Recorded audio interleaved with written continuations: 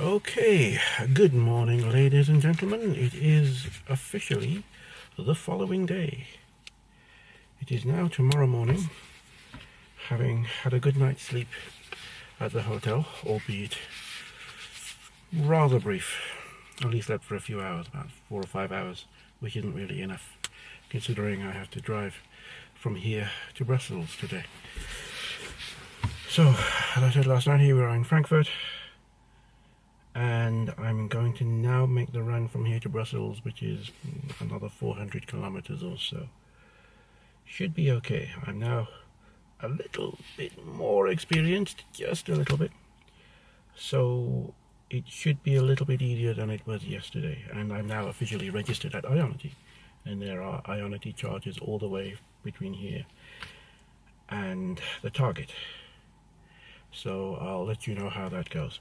Now, as I said last night, this hotel actually does have a charging point, several charging points in fact. So what I'm going to do is I'm going to preheat the car and charge her up just a little, because preheating the car burns a little bit of energy, of course. So I'll preheat the car and charge it just a little, and then I'm off. And then I'll use heated seats during the journey. I should explain as well, for the entire journey yesterday, all 3 legs of the journey, I did not use the air conditioning once. I used exclusively heated seats and preheating the car before the journey start. It more or less works. Given the weather conditions, I think that was a brave decision on my part. It was sub-zero and snowing, but it more or less worked. As the experience went along, and I became more experienced in doing so, it got better. But initially it was just too cold. It's fine for the first hour or so. Heated seats are quite aggressive, I have to admit, and it's one of the reasons why I wear gloves, driving gloves. Another of the reasons why I wear driving gloves is because this Golf, in fact no Golf, has a heated steering wheel. There's no heated steering wheel in this Golf. In fact, there's no heated steering wheel in any Golf of the Mark 7 or 7.5 variety. So it more or less works with driving gloves and heated seats for about an hour in sub-zero temperatures.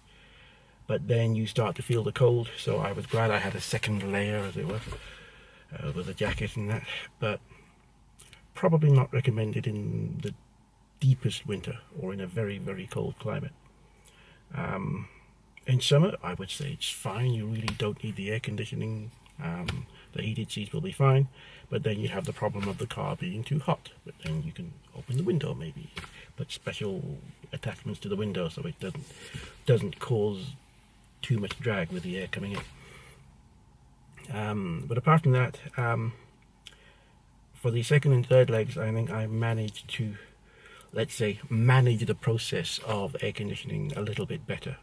So it wasn't so bad. I preheated the car to the extreme, put all the air conditioning on high, as high as it would go, so it was too warm when starting out, and then I was more or less okay for the entire journey. So I'll try that again this time, and because one of the legs today, as I've pre-calculated them, is really quite short, only about 110 kilometers, I might try the air conditioning for that leg to see how much of a difference the air conditioning makes. So all that will follow today, and I'll keep you informed. Okay.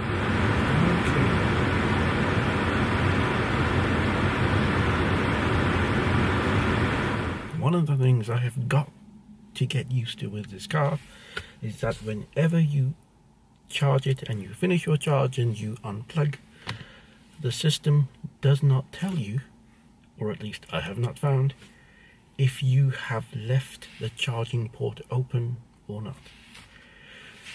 So the amount of times that I've done that, charged the car, unplugged, and climbed straight back in with the charging port open. Yesterday I even went onto the autobahn for 1.5 kilometers with the charging port open. I pulled over to the hard shoulder and closed the charging port when I remembered.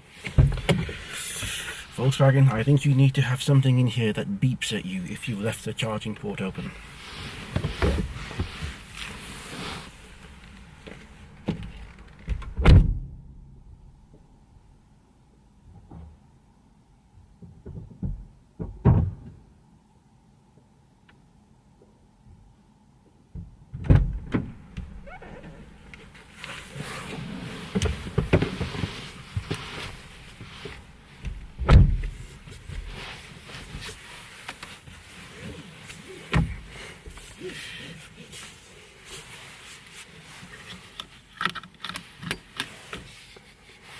Okay, fully charged and fully heated.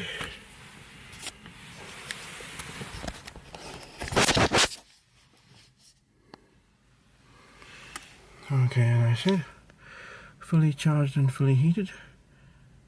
We have approximately 200 kilometers in the electric tank, and our destination is a charging station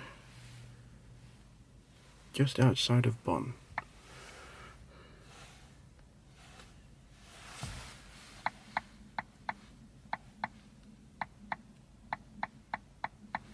There. So that, I believe, is where the next Ionity charger is. And it's about 132 kilometers from here, giving me a little bit of margin for error. We'll see how this goes.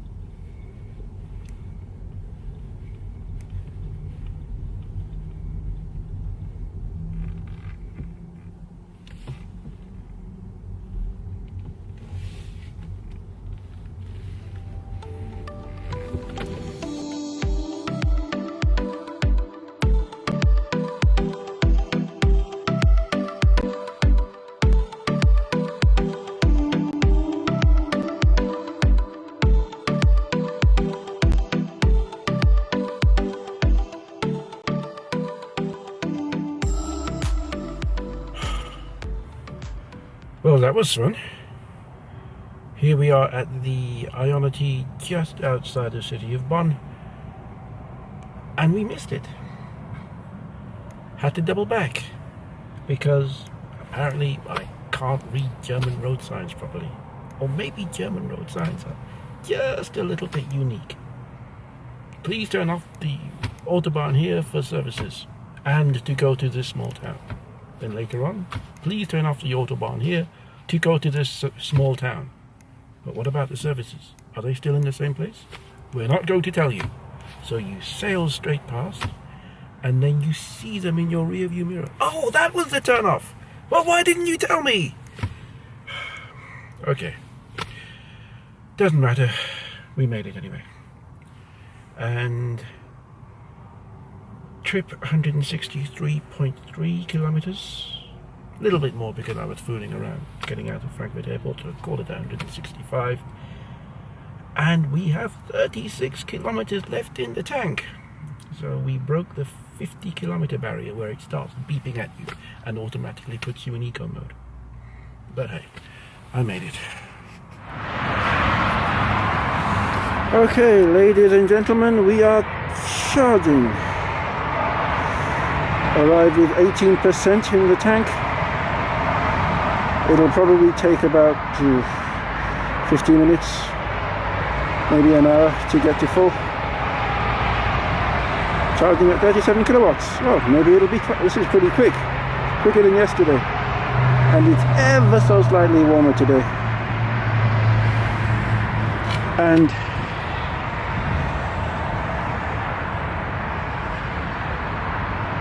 I think I'm getting so blasé with this now. I didn't even bother changing the language of the charger to English. I kept it in German.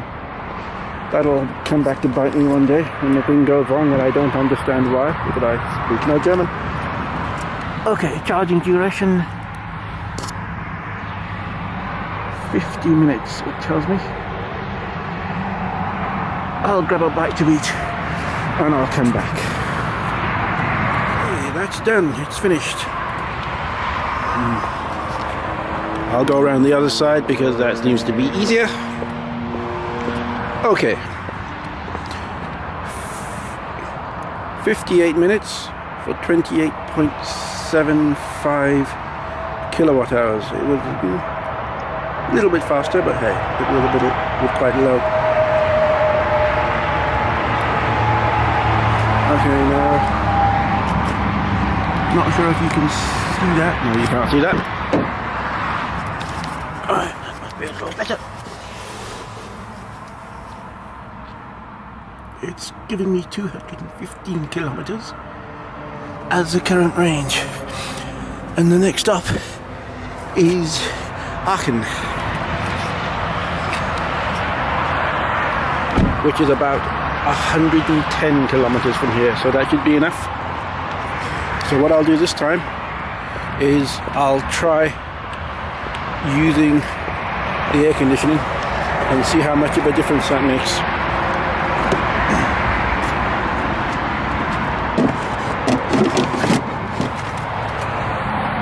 Whoops, almost forgot to close the charging port. That's why Volkswagen needs to have a facility, a ding or a bing or a sound that it makes if you try to drive off with a charging port open, for numbskulls and jackasses like me who will drive off with the charging port open if someone sensible doesn't tell them.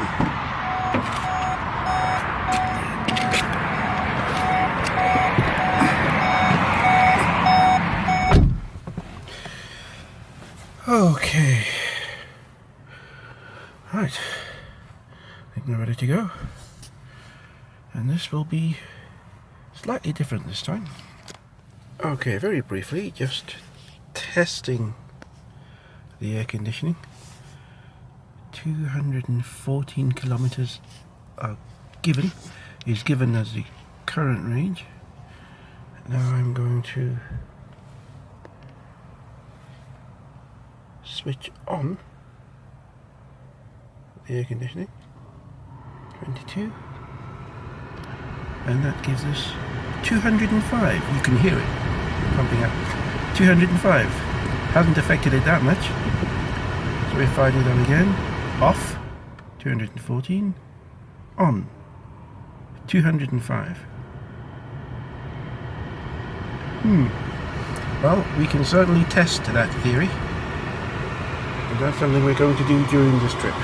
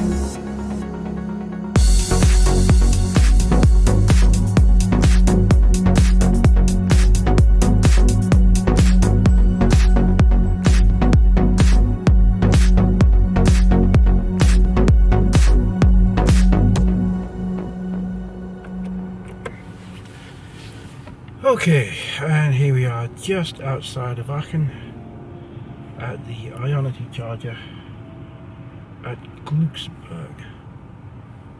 A circuitous route. It wasn't direct because, again, I couldn't find this Glücksburg place in the sat nav, so I just had to guess, just had to wing it and get to the nearest usable address, and that meant driving around a bit because I was heading for the wrong supercharger for a while, and then finally found this one. But yes, I've reached it. That's what matters.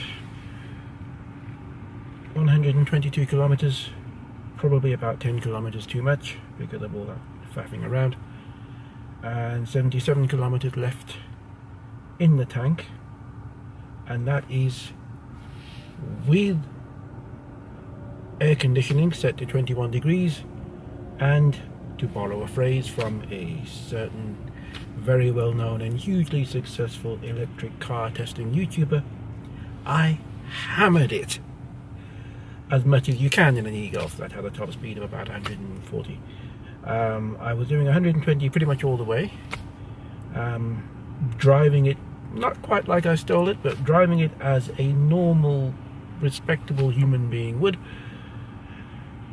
with the air conditioning on and respecting the speed limits. Okay, maybe I even exceeded the speed limit just a little bit here and there, but let's tell no one, okay? And here we are, 122 kilometers covered, 77 kilometers left. That makes about 190 odd. Without all the faffing around, I could probably have gotten 200. So it really hasn't made that much difference. Granted, the temperature is ever so slightly higher today, and in this particular leg of the journey, I got the impression, again, can't prove it because I wasn't checking the topographical data, I got the impression that it was considerably more flat than before, whereas the previous leg seemed to be constantly uphill, reaching the crest of a hill, okay, and there's another hill, okay, and then like we were climbing, my ears were popping. But this part seems to be pretty much flat, occasionally downhill as well, so yeah, it really hasn't made that much difference. Putting the air conditioning on to heat up the cabin and driving it like a normal human being at 120, between 115 and 130 kph. Of course, that's not German Autobahn unlimited speeds, but it's respectable enough. This car can do it. I want to see what it's like when the weather's slightly better than this. Okay, enough talk, on with the charging.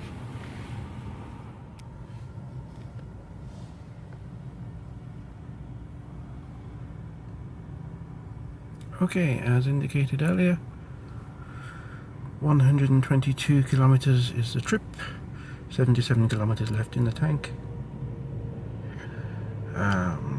That's as close as you're going to get to 200. I probably could have easily gotten over 200 if I drove maybe just a little bit more sensibly, but hey. And, oh, stop it, come on, why did he do that? Menu, navigation. And that's where we are.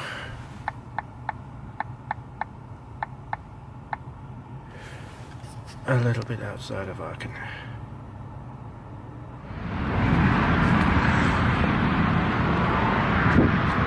And it's charging. This time we're starting at 39%. I'm getting 39 kilowatts. Hey! Woohoo! I think that's a personal best. It'll probably take 40 minutes, maybe less, half an hour.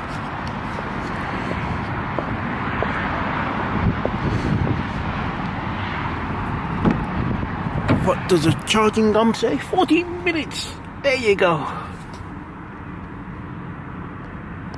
40 minutes. So I'll faff around for 40 minutes. See what I can do. Maybe grab a bite to eat because it is kind of dinner time. And then we'll see. Speak to you soon.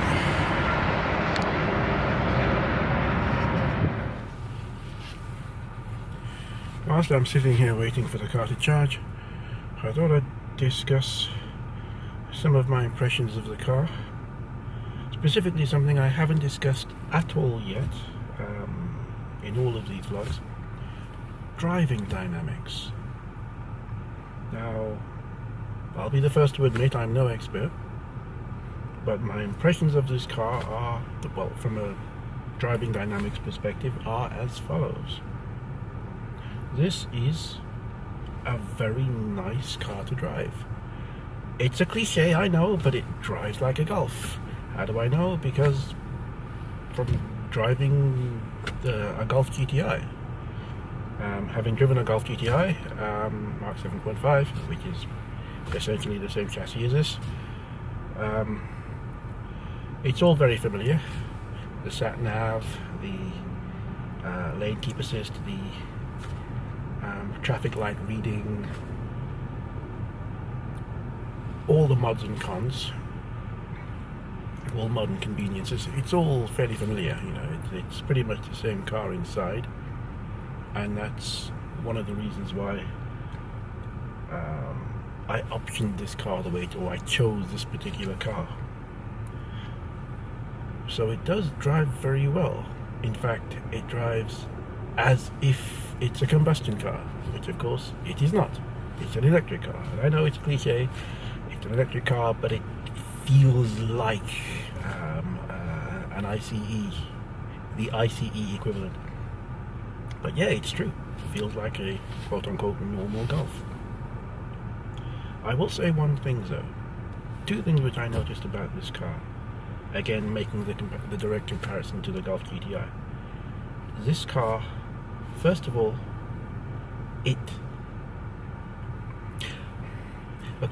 the way I would phrase it, this car really loves to accelerate.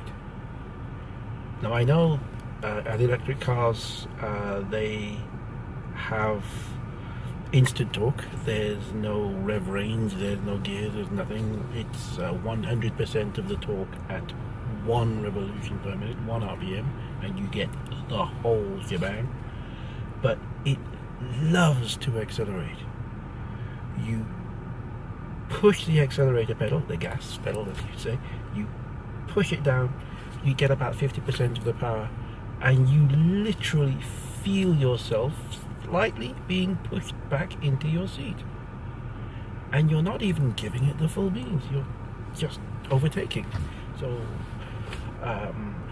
on the Autobahn, I don't overtake very often. I have been overtaken by trucks and lorries because I'm trying to conserve energy. But especially during that last run when I was just driving normally, overtaking people, staying in the middle lane doing 130, you give it some power and you're pushed back into your seat. Now, to get that equivalent feeling in a Golf GTI, I would say you would have to do a little bit more than you have to do in an e-Golf. In a Golf GTI, you have to get in the right rev range, get in the power band, maybe even you have to do a launch, build boost, and then launch it, send it, and then you really start to get that feeling. But with this, it is effortless. Absolutely effortless. I'd say 0 to 30, 0 to 50. It is effortless, kilometers per hour. It is effortless torque. Absolutely effortless torque. You just floor it or give it a bit of accelerator and whoa, wait. This car is quite peppy. Of course, it doesn't have the power after that. It doesn't have the horsepower, but it does have the torque. And that is the feature of electric cars. Instant torque. And yes, I am a believer. I get it now. I understand. Just a little bit of a little depression of that gas pedal and whoa, oh gosh, this car moves. Another thing I noticed, the low rolling resistance tires, not overly impressed by them. Many promises were made by reading the literature and looking at the videos online that they're supposed to just roll and roll and roll. You just lift off the accelerator pedal and the car just coasts and coasts from one coast to the other. It just coasts for hundreds of miles. No, it's not like that at all. It really isn't. Yes, it seems to coast a little bit. Maybe it's because of the cold weather. I don't know, but I haven't noticed an enormous amount of difference. What I will say though is that when overtaking, you pull to the left and then give it some power. Normally, I would say you would depress the accelerator pedal until you're past the vehicle that you're trying to overtake, and then you pull back in. Not necessary in this car at all. Pull over, give it the beans, it accelerates, and as the front of your car becomes level with the back of the other vehicle, lift off. Lift off the accelerator pedal and let the car coast. And it's as if the car continues to accelerate in spite of the fact that you're no longer touching the accelerator pedal. So yes, in those situations it does feel like those low rolling resistance tires make a difference. As you're accelerating, you're overtaking, you lift off the pedal, it continues to feel as if it gets faster. And it's one of the means I use to conserve energy. Instead of flooring it all the way till the other vehicle is in your rear view mirror, no need. Just floor it, not even floor it, just give it 50% of the power until your nose is level with his tail, lift off, and the low rolling resistance tires do the rest. That's one thing I noticed. And the final thing I will say for the driving dynamics, cornering. It's surprisingly eager to corner. When coming onto the autobahn, motorway, highway, often the slip roads, the entry points, the on-ramp, off-ramps, they're very curvy because it's a big turnpike, as Americans say, a big sort of circular system where you go on and off the motorway. So they're often very, very sinuous. But this car can handle it. I'm going into these corners at 70, 80, 90, sometimes 100 kilometers per hour.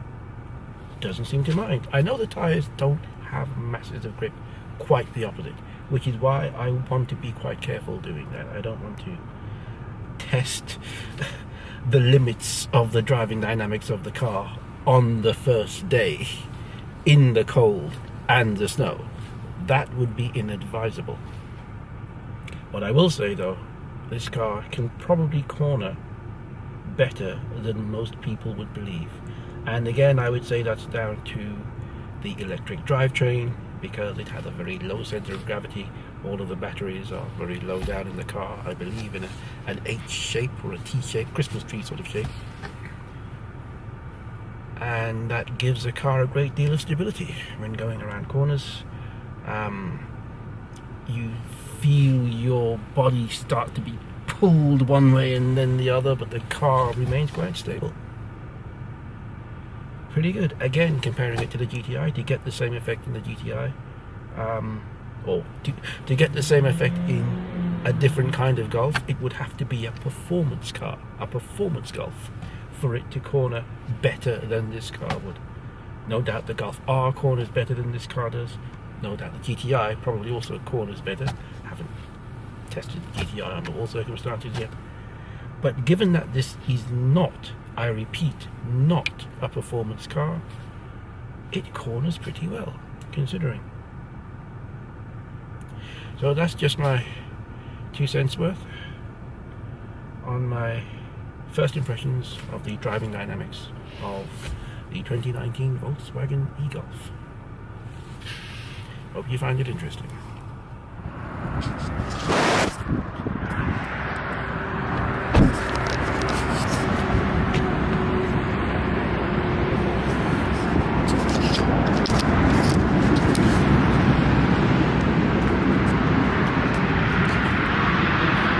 And she's done. She's charged. 100%, 43 minutes, 21.32 kilowatt hours were placed inside the car. Okay, this is the final charge for this trip. Now we go to Brussels.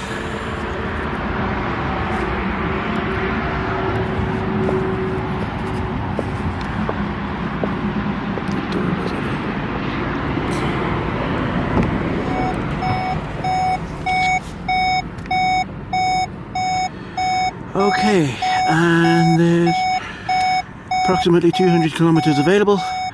That should be enough to get us from here, Aachen, to the centre of Brussels in a single trip.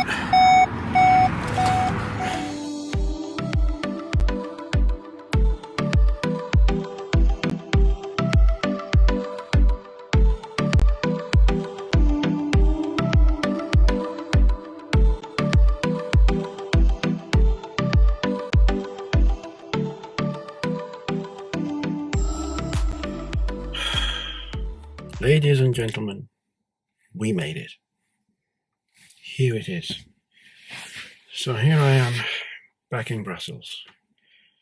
My goodness me, that was a trip and a half, 2 days.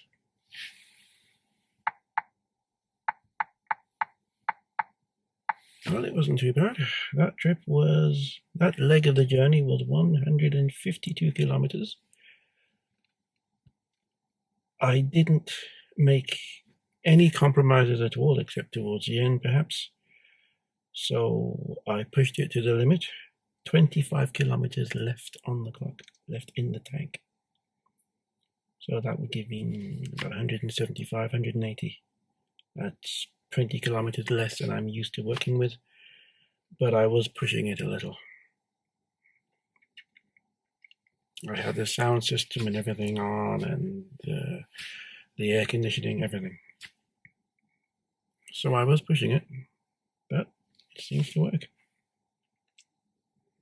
So here I am, back in Brussels. That was quite an eye-opener. I think I learned more about electric cars in 2 days than I have in 2 years. And that comes from actually driving one, which is, as they say, the best way.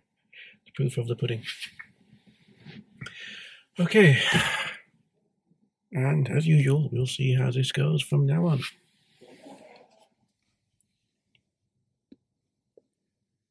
So here it is, 152 kilometers, 152.4 for this trip, and only 25 left in the electric tank, because I was quite uncompromising this time with my use of the car and its facilities.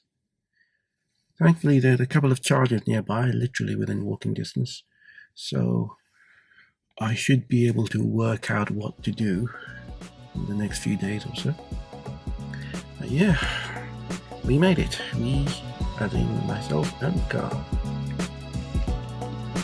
We're back in Brussels. Thanks for following. Speak to you next time. Peace. We